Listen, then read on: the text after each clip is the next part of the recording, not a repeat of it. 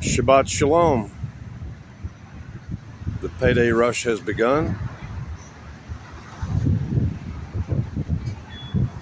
I've been pretty useless all afternoon. I've been using my own techniques to get around pretty well documented science now. I had some pain relief this morning, long enough to enjoy a nice conversation with Regina, a lady from Hawaii. But about noon, as often happens with opioids, it just stopped. I've been in a lot of pain. We know a lot about opioids, that they're really not your, real pain reliever. It's anandamide or cannabis. Cannabis must be legalized to stop this whole opioid mess, because opioids are known and have been known for a long time to increase increase pain levels and pain duration. That's why I'm not going to take another dose of pain reliever, is because I need for this effect to kind of wear off before I get horizontal. I've got about 3 hours before those hypochondriacs finally fucking clear out. I told you, in good weather, they come out like crazy. They've been packed all day. In bad weather, they don't come out. You'd think if somebody was sick or really ill, they'd come out in bad weather.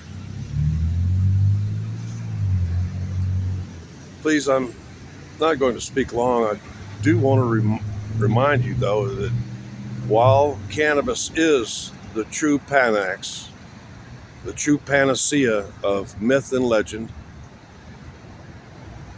not ginseng. That's actually the name for ginseng, is Panax.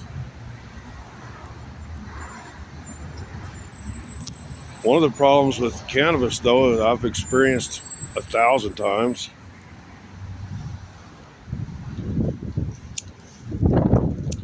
is what is known as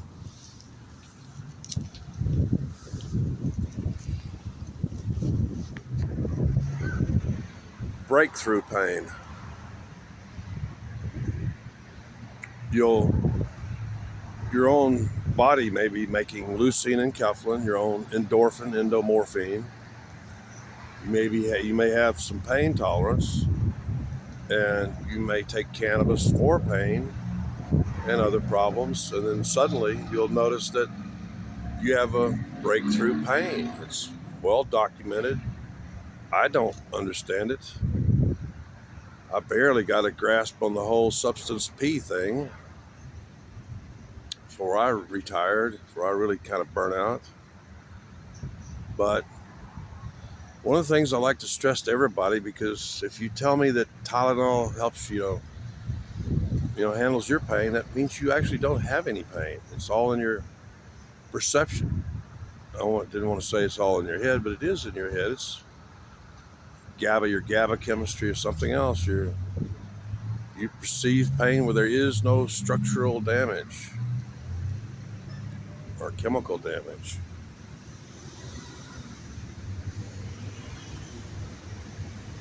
But opioids really need to be reduced to what they're best used for, which is like an initial, like your own human inflammatory response does. It's to make you intoxicated, groggy, and make you stop moving, because even during that period, you have a pro-inflammatory cannabinoid that is generated at time of insult or injury, and all that stuff is supposed to work. You only fight inflammation when inflammation is going to cause severe damage, like in the brain or inside this brain case or in other vital areas. But otherwise, you're designed to inflame, kind of like a cast, a joint will inflame, and it's meant to. And then along comes the I'm trying to explain a little bit of the human inflammatory response to you here before I let you go. You're meant to inflame. You're meant to feel groggy, but that's supposed to go away. Then comes the endocannabinoids and counteracts the inflammation, and counteracts the pain, substance P. And it's okay to use opioids in fairly good sized doses upon the beginning onset of pain, but it's proving over and over again to not be beneficial in any kind of long-term use. That's why there is a movement in this country to get away from opioids. Me in particular, I may have told you 10 years ago at the Locker Burn Unit, I told Dr. Herndon to shut off the morphine pump, and it was actually making it worse. And he said, "Yeah, that's what the latest science says." My perception was correct. I was having this real, that my irides, my irises, irides, were doing that Homer Simpson thing after he ate the psychedelic pepper. One would blow up, the other one would constrict. It was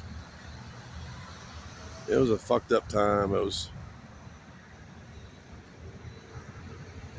So anyway, I've been just basically sitting here, and I can tell right now I'm listening to myself to the headphones there or whatever. Is it? Yeah, the pain reliever is actually now causing one of the side effects, which is tinnitus, ringing in the ears. I normally have ringing in the ears from the constant traffic noise anyway, and anxiety, but it's worse now. That's one of the side effects of tramadol. Ultram. Ultram was tested almost exclusively upon a Germanic, white, Caucasian population before being brought to America. I think they wrote 60 million prescriptions in the open trials before it was allowed to be imported here to what is a racial melting pot. As I said in previous, where people call me a racist and shit like that, I pointed out in the albino Negro about the problems we've had in selection of test subjects in biomedical research. That a lot of our research is going to be flawed because they didn't test normopigmented animals. I fall in that range. I'm normopigmented for a Caucasian, and we tend to use albino to hypo, very little pigment animals. There are differences. Anyway, as you can guess, I don't have a lot to say. I'm in a lot of pain. I need to recline. I had to sit up all last night due to the rain. I only got about a half hour's sleep. I must recline, take all the weight off, and must sleep and dream to get my muscles to relax and get the pain to ease. And to tell you the truth, tomorrow I'm seriously thinking about, although it's a real hit to the pocketbook, to tell you the truth, that release of inhibition really isn't good for me. But tomorrow I'm thinking scotch. I don't know if I want to take any more of these pills for a while. They're not really working. They're not. That's the way opioids are. I already told you, science clearly shows that they can and do increase pain level and pain duration. If I keep taking them, the pain may last even longer than it should. Biology is not a simple thing. Here I might want to recommend Z Frank. Fun Facts is one of my favorite channels. The guy is brilliant, humorous, it's well composed, well produced, well presented. Z Frank, Z-E Frank, 2 words. fun facts in science. I highly recommend it. Of course, I think the hobo shit stain crowd uh, probably won't get it. They probably won't be able to understand half the words. Anyway, I'm still looking at 3 hours before those hypochondriacs decide that it's time to go get drunk. Later.